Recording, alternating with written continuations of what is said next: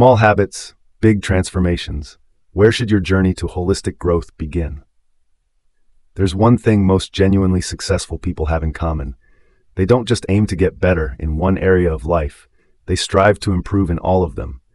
They learn how to work more efficiently while also taking care of their bodies, nurturing their minds, managing their emotions, and staying creative. While many of us are still stuck wondering, what should I do to become better? These individuals quietly build habits and repeat them daily until they become an inseparable part of their lifestyle. They're not chasing quick fix solutions like 30-day plans to transform your life or 3 steps to instant success. Those things might sound appealing, but they're rarely realistic. True self-improvement is more like constructing a long-term project, one brick at a time. And it's those small, consistent habits that form the foundation of lasting growth. In this video, we'll explore 5 core habits, not flashy, not idealized, but if practiced consistently, they'll help you grow holistically, physically, mentally, emotionally, and creatively. This isn't just theory. Each habit is backed by science, real-life examples, and practical steps you can apply. More importantly, you'll see how these habits work together to create a personal development ecosystem that's sustainable, balanced, and deeply transformative. The first habit is physical movement, the foundation for activating your entire physiological and neurological system. Your body isn't separate from your mind, they're one unified system. When you move, it's not just your muscles that are working. Your nervous system, hormones, and mood all get a boost. Just 20 minutes of moderate activity a day can increase gray matter in the hippocampus, the brain area responsible for memory and learning. Exercise also promotes the release of chemicals like dopamine and serotonin, which not only make you feel good but also enhance creative thinking and adaptability. If you're busy, you don't need to hit the gym or run a marathon every morning. You can choose simple activities like a 15-minute brisk walk, a few minutes of planking after you wake up, or doing quick exercises during breaks at work. What matters is tying this habit to a personal goal. It doesn't have to be about losing weight or building muscle. It could be sleeping better, staying alert, or managing stress more effectively.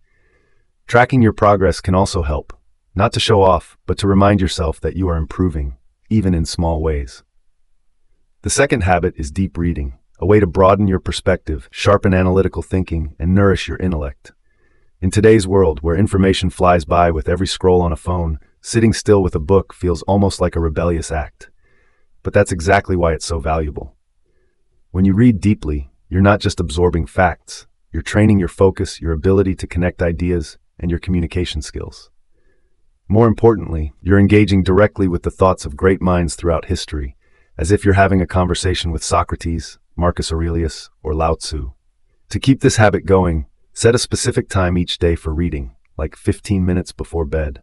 You can divide your books into 2 categories, one for developing your thinking, like personal growth, psychology, or skill building, and one for nourishing your soul, like literature, philosophy, or inspiring memoirs.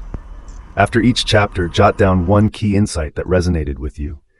This not only improves retention, but also helps build your capacity for reflection, turning reading into a journey of mental transformation. The third habit, writing to understand, is a powerful way to deepen your thinking and process emotions. Though it's often underrated, writing isn't just for authors. It's the act of turning chaotic thoughts into clear structure. It's a way to have a conversation with yourself, to peel back layers of complex emotions, and to confront things we usually avoid, like fear, insecurity, or limiting beliefs. You can start with something simple like nightly journaling, writing down 3 things you're grateful for, 1 thing that worried you, or 1 lesson you learned today. When a book or video sparks a thought, write it down, a question, an idea, a new insight. And once a month, take time to write about your goals, desires, and direction for growth. The most important part of writing is honesty. You don't need to be eloquent, just be real, because you're writing for yourself. The fourth habit is meditation, a simple yet highly effective practice for strengthening focus and emotional self-regulation. In a world full of distractions, meditation helps you shift from reaction mode to observation mode. When you meditate, you pause, pay attention, and listen to yourself.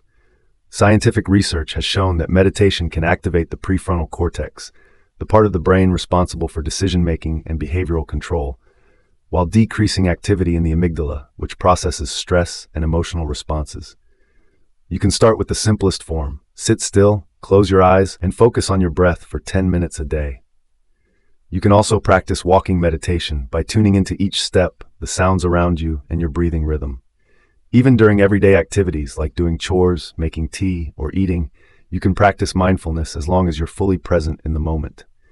Meditation doesn't require any elaborate rituals. It only requires consistency and sincerity. The final habit, redesigning your environment, is the key to sustaining and reinforcing all the other habits. Willpower might help you start, but it's your surroundings that help you stick with it. If you want to read more, place your book somewhere visible, like on your kitchen table or nightstand.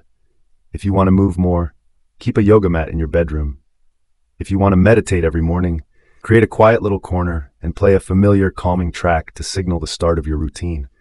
More importantly, remove as many distractions as possible, turn off phone notifications, limit social media, and keep your space tidy. Every small adjustment in your environment becomes a gentle reminder that you're living with intention.